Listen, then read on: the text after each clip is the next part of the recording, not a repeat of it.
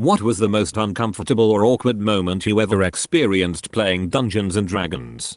Part 1. MrRipper here. 10,000 subs. Thank you so much. If you haven't subscribed already, you know what to do. Played one session with a bunch of people who had never played before. Most of them were cool, but one guy who was playing a wizard discovered that some low-level spell he had, prestidigitation, allowed him to clean or soil objects up to a certain size. He spent the rest of the session trying to soil everyone and everything we encountered. It was funny the first couple times, but it got annoying really fast. A member of the party spent 20 minutes trying to seduce everything in the room. The DM wouldn't have it. He wouldn't stop trying. Fucking bards.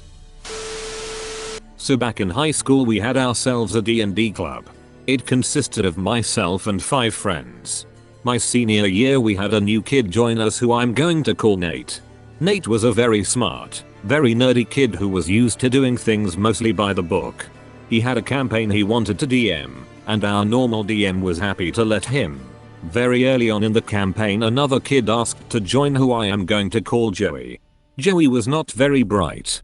I don't know if he actually had any mental disability, but it just took him forever to get shit done. He began to roll up a character, but because he was frequently late, absent, and super slow, it took him probably a dozen sessions to finish. He had to change things constantly because we would be higher level, or he didn't write it down, or he lost his sheet. Every single step of character creation required one of us to basically do it for him. Eventually though, he finally finished his character, an arcane archer. Nate shoehorned him into the story by having us stumble upon him in the dungeon we were in. He was finally going to get to play with us. We left the room we found him in and proceeded to the next area. We open a door and are immediately faced with a beholder.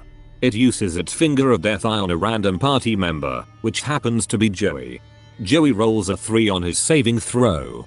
Joey dies within 2 minutes of playing, having done nothing but fail to roll a fort save. Now, all of us are thinking, Nate, for the love of God, just make something up that allows him to still be alive. Unfortunately, Nate isn't physic, and as I said before, he is very by the book. Joey is dead, and must roll a new character. It was so unbelievably awkward and painful. We still regret and talk about the mistake of not forcing Nate to let Joey live over 10 years later. The rules exist to help people have fun, not to destroy it. Well, this kinda needs a breakdown. I joined an online game with the following. Me, DM and his girlfriend, we'll call them couple 1. Another couple who we'll call couple 2. Some chick that the DM had, I guess, met on the internet at some point. I only played one session, but the gist of it is that the chick from couple 1 made it a point to flirt and try to get nasty with the solo chick or the dude from couple 2 as much as possible. The chick from couple 2 was constantly flirting and trying to get nasty with me, and the dude from couple 2 tried to get nasty with every single female NPC that the DM put out there, whether it was alive or dead. The DM kept making commentary throughout the session about how he really likes black chicks, but the only black chick at the table was the solo chick. It was just fucking weird. It crossed into the realm of erotic roleplay multiple times throughout the entirety of the 5-hour-long session, and while everyone else seemed to be having a great time, I just felt fucking out of place and weird the entire time. It was like being at a swingers party, but you are just confused as fuck because you were invited to have a couple drinks and play poker. I had this one player who would cheat all the damn time. He would pre-roll dice until he got the number he wanted and just point at it after moving his hand like he had just rolled when his turn was up. He refused to roll up characters in front of everyone because anyone watching was bad luck. He'd constantly change his mind and switch around things on the character several sessions in because he thought the guy wasn't min-maxed enough. He insisted on keeping his character sheet between sessions, and the character would mysteriously get stronger between every session.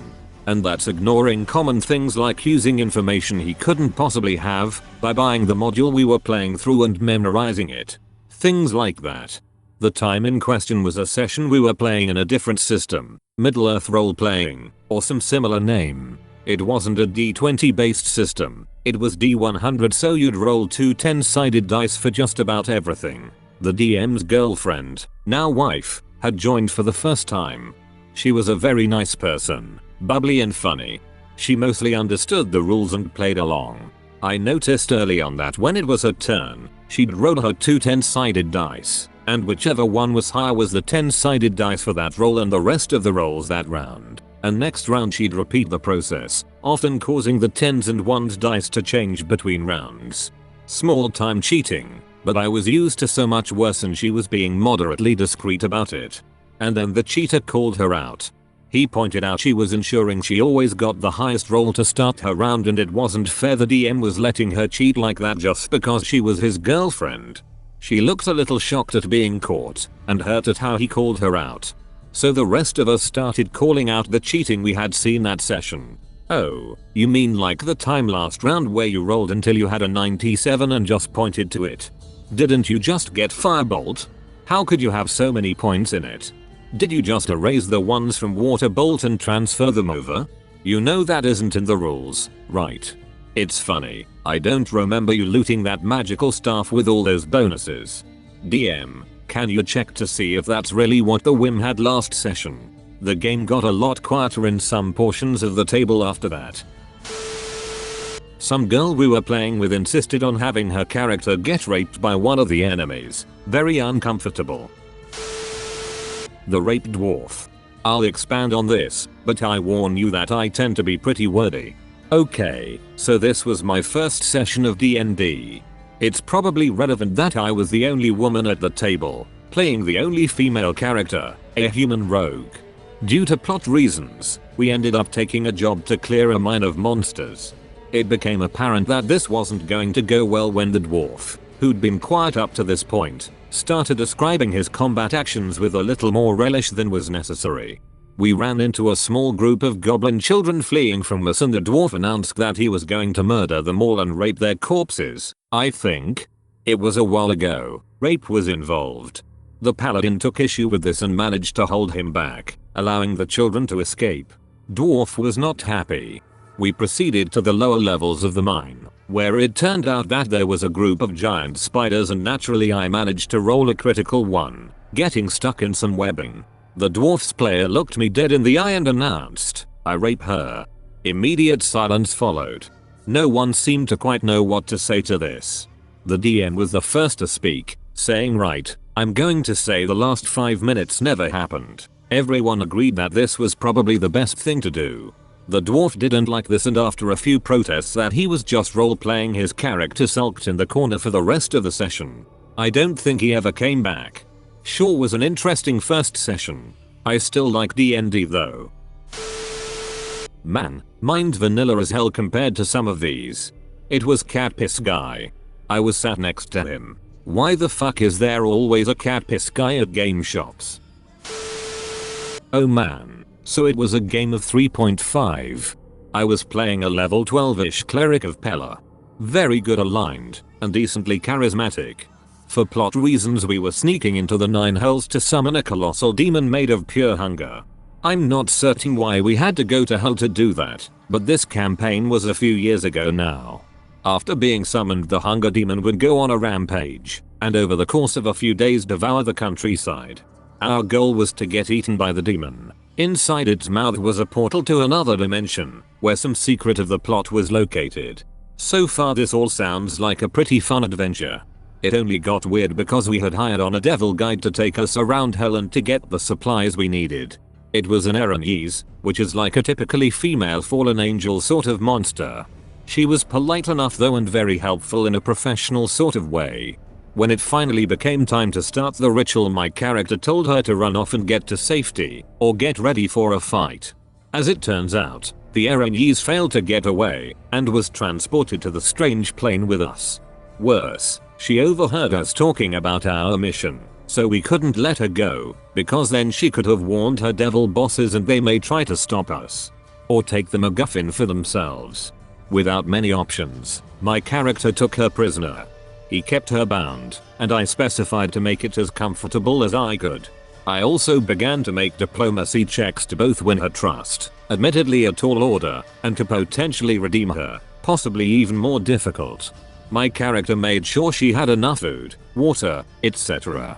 And even though she was captured, my neutral good cleric tried to at least be as humane as he could. The Erinese, other than being a devil, hadn't done anything wrong.